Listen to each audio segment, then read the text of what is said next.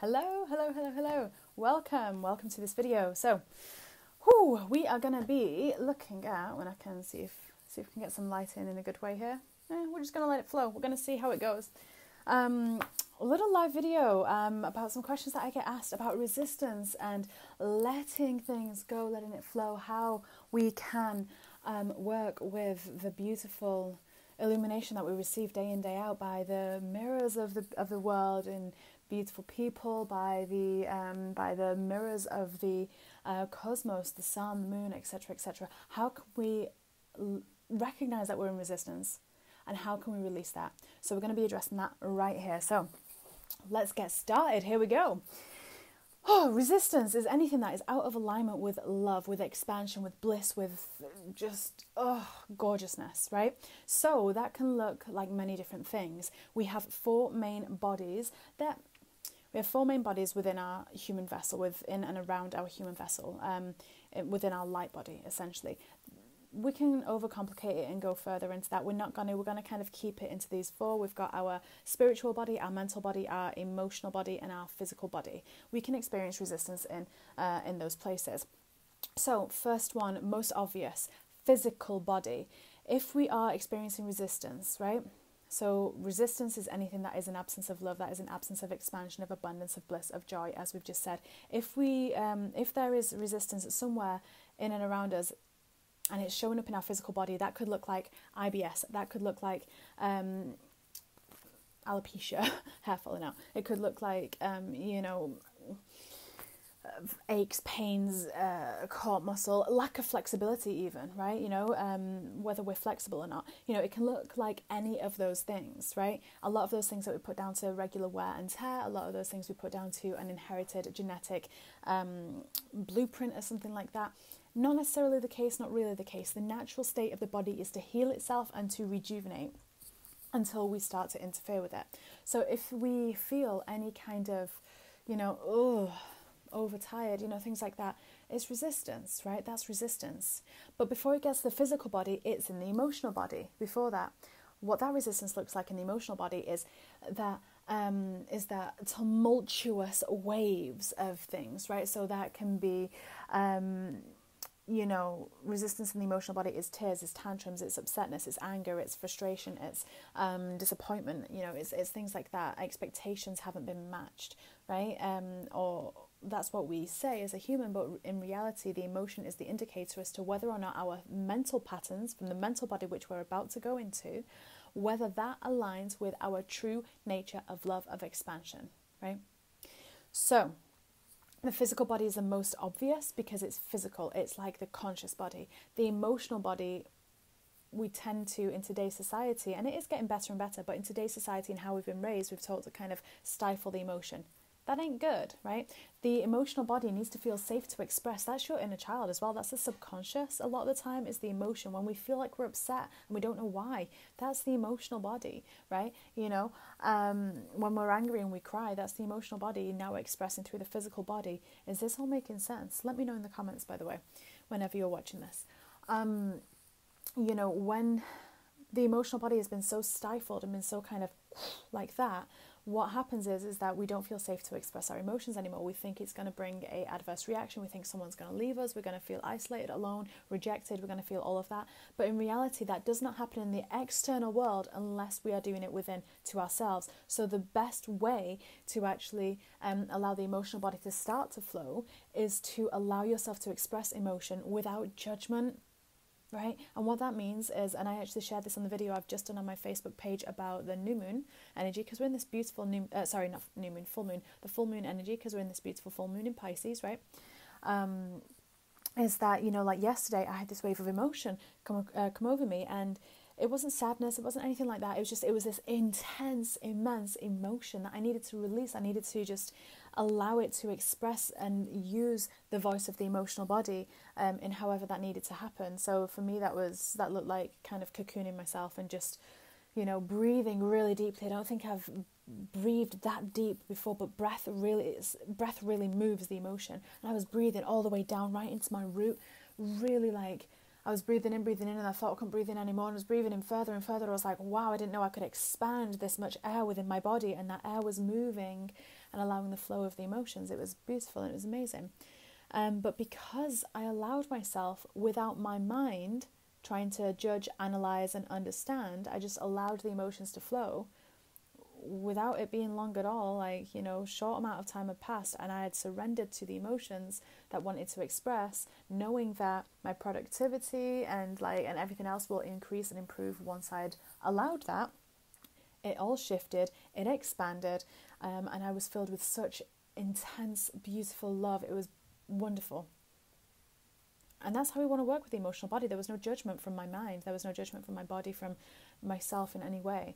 And when we kind of start to build that relationship with our emotional body, the inner child feels like it can share what it needs to share, right? And articulate what maybe it hasn't been able to do in the past, and rewrite patterns that have been based in resistance and fear, right? Then we get to the mental body. The mental body is the belief systems, the patterns, the thoughts that we have embodied and absorbed from being born, right? And from other lifetimes as well. But specifically, the mental body is kind of like that unconscious knowing. It's kind of like the autopilot. Your body's your autopilot for the body, the vehicle that you're in. And what that means is, you know, something happened when you were 2 years old. You didn't realize, you don't remember it even.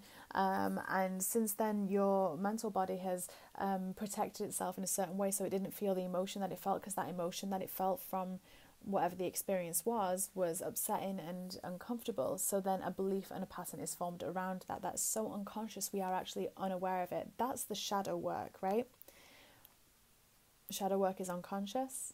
Right, so it's hard to actually tap into that without it being accessible. You first have to reclaim your inner child, right? So sessions with someone who offers quantum healing, soul retrieval, things like that is great to help actually process those things, to access the shadows and integrate them and clear them. But the mental body, you know, our thoughts are on an automatic program. It's like a computer. You turn the computer on in the morning, your antivirus or whatever, all the background programs start to roll. You haven't pressed go, they're just doing it automatically. That's the mental body. The mental body thinks it has to say and give its 2 cents and everything. But that's not the case. The mental body is the unconscious, right? You know, we have to actually access that, we have to start to become aware of our thoughts. We have to start to be aware of the emotional body, because when the mental patterns aren't in alignment with our truth, and that truth is love, expansion, alignment, when our mental patterns aren't in alignment with that, and we're not noticing because it's unconscious, we don't notice the unconscious, even if we're really focusing on it, we don't notice it because it's unconscious. It then moves into our subconscious, our emotional body, and we start to see a byproduct, we start to see an indicator that something is out of alignment, right? And then we start to feel something that doesn't feel good, right? And if we ignore the emotion, it then turns into physical, and then we start to have bellyache, right? Or then we start to have a pain in the knee, the left knee or the right knee or the right shoulder, and you're like, what's this? Well, what's that body part telling you? What emotion have you been ignoring for it to turn physical? What mental pattern have you been ignoring for it to, that's out of alignment, for you to experience it, for us to experience it emotionally? So when we feel an emotion, stop, allow it to flow, allow it to open up, allow it to tell you what it needs to tell you, allow yourself to breathe through it. I can't express enough how important breathing deeply, past the clavicle, past the lungs, go right down into your womb, into your root, take it down into the earth and bring it back again. Keep breathing. Because oftentimes when we feel an emotion, we get stuck there because our mind then turns on and goes, I need to solve this, I need to fix this. There's nothing to solve, there's nothing to fix. The quickest way to release any resistance that's within us is to let it express without judgment from self. That's when we can access those mind patterns. That's when we can actually go, that's where that came from. I didn't realize that. And then it shows up in dream time in a very obscure way. And we're like, what does that mean? I just dreamt that, I was in this place and this person was there, but this person wasn't this person. And they were carrying a yellow bag in the shape of a fish. And it was, whatever. By the way, if anyone needs help with dream interpretation, give me a shout. because they're so multi-layered and they are never as straightforward as what we think. There are so many layers to it that just reveals so much and helps us clear and manifest and alchemize in so many ways. They're amazing.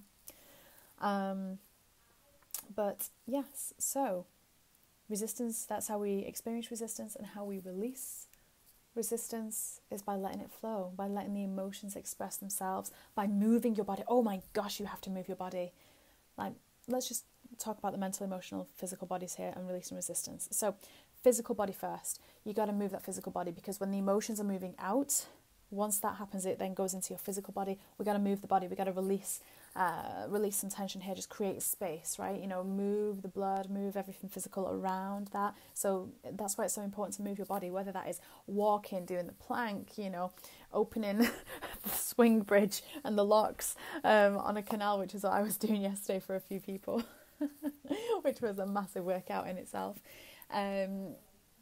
And that created such a space because I was moving my body. You need to move your body, whatever that looks like, right? You don't have to kind of overdo it and gym it and, gym beast or anything. You don't need to do that. What you need to do is whatever is right for you. And that could literally just be doing a load of washing and keep hanging it out and bringing it in, hanging it out and bringing it in, doing the ironing, cleaning the house. That is physical movements, right? But physical movement first, that's how you start to release it. Then the emotions. How do you release the resistance around emotion? Create space. What you do is you open yourself up to express them, to feel them without judgment. We don't want to turn it in. We don't want to project it onto ourselves. We don't want to hurt ourselves in doing that or project it onto anyone else. We just need to let ourselves express, and whatever that looks like. That might look like you literally want, like you feeling like all these waves are just coming over you. You want to scream, you want to run away, but you're just allowing those feelings to be, to express, to be in their truth. And breathe deeply as you're doing that, and the breath moves those emotions through. The breath helps release that. Then the mental body. How do we help shift the mental body and expand that and release resistance there? Well, all those things that we hear about for Miracle Morning, for things like that, meditation, affirmations, gratitude, journaling, all that actually really, we think a lot of it is emotional body, but really actually targets the mental body as well, because when we do affirmations, we're rewiring, we're telling ourselves a different story, we're choosing a better thinking, a better feeling thought, right? Same with gratitude, we're saying words that is, it will connect with our emotional body, but first we are shifting our perspective, our focus for our mind. And when we start to, it's like having blinkers on, and this narrow pathway here is this wonderful, great perspective. It fills you up, it makes you feel great. But anything outside of here is kind of all the fear of the world, everyone else's projections, things like that. And when you got your blinkers on, all you see is the gorgeousness that you're focusing on. That's how we start to move that, because we get to choose our thoughts every single moment of every single day. And what tends to happen is we get so wrapped up in feeling a thought, and then we let it kind of take hold. And then it spins round and round and round, and then it gains momentum and it drags more things in on that vibration, and then we just feel worse and worse, and then we're just like, oh my gosh, I don't know what to do, how to clear this. I want to cry, I want to do everything, but I can't. And then we lose track of our day, when really you just got to shift your frequency. We just don't let those thoughts take hold. Change the thought, notice it. And that's why meditation is so important. It doesn't have to be hard to meditate. You can literally just breathe, just counting your breath, counting how long you're breathing in for, holding it for, breathing out for, holding it for, doing that fourfold breath, or going round in the infinity sign, whatever you prefer to do. That helps you become aware. And when you're aware, you notice your thoughts, you notice your feelings, you notice when you're moving out of the now moment, out of your alignment, you notice that, and you can catch it quicker, you can shift it quicker and choose a better feeling thoughts. Okay, so we don't have to overcomplicate it. Move your body, express in a healthy way without projecting it onto yourself or onto anyone else. Just express it, allow it, cleanse your energy in water or something like that, shower. Choose better feeling thoughts. 3 things, okay? Move your body, express, better feeling thoughts. That's it. And with that comes ease, comes flow, release resistance. And then the more you get comfortable doing that, the more aligned you are, the more you are able to do that more consistently, and the more you are co-creating in an intentional way, building your reality how you really want to experience it versus passively building it, because the law of attraction is always working. You are always attracting and creating. You are always co-creating with the divine. We are always doing that. So let's be intentional with how we create. So beautiful souls, I hope this helps. If you would like any further assistance, guidance, let me know what you want me to talk about. Let me know how I can help you and how I can share with you. I have some angelic guidance sessions next week available for anyone looking to get a little bit of guidance, whether that's a 30-minute or a 60-minute appointment, or whether you would like just a short recorded guidance, which is 15 minutes long. Those are all available. You can reach out to me via private message, or you can book via my website. Same with quantum healing. If you really want to shift any of those deep anchors that you're just unable to access right now, book a quantum healing session, an hour or 90 minutes, depending on how much you want to move and what's divinely right, what feels best for you. And that's how we do that. We go into the quantum realms and we really work on that, and we clear the anchors, we clear the resistance, and you have someone helping hold the space for you and hold that vibration high and hold you in vision, in your higher self as well. So very, very powerful. One more final thing I'm going to say before we jump off here. Monday the 20th, we have Priestess of the Golden Age Part 2. You'll have seen your invite in this group.